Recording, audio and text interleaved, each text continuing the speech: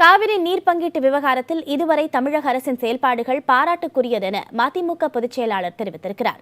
சென்னை விமான நிலையத்தில் செய்தியாளர்களை சந்தித்த அவர் இவ்வாறு கூறினார்.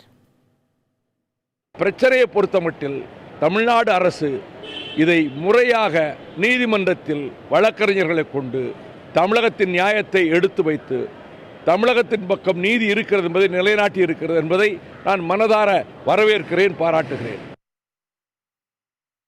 காவிரி விவகாரத்தில் அனைத்து கட்சி கூட்டத்தை கூட்ட அரசியல் கட்சிகள் அழைப்பு விடுத்தது ஏன் என மதிமுக பொதுச் செயலாளர் வைகோ விளக்கம் அளித்திருக்கிறார்.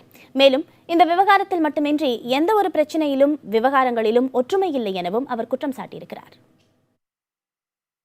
நீங்க அனைத்து கட்சி கூட்டம் போடணும்னு சொல்றதே எதுக்காகன்னா ஒன்னா இருக்கும்னு காட்டுறதுக்கு தான். என்ன இதுல அரசியல் ஒன்றும் கிடையாது. அனைத்து கட்சி கூட்டத்தை போட்டு நீங்க பிரதமர்கிட்ட போனா எதிரும் புதிருமா இருக்கிற திமுக அதிமுக ஒன்னா வந்திருக்குன்னு நினைச்சு இந்த மத்திய சர்க்காருக்கு ஒரு பயம் வரும். அந்த ஒரு காரணத்துக்காகத்தான் சொல்றோம். ஆமா, இந்த பிரச்சனையில மட்டுமல்ல, ஆயிரக்கணக்கான வருஷமா தமிழை என்னைக்குமே ஒன்னா இருந்தது கிடையாது.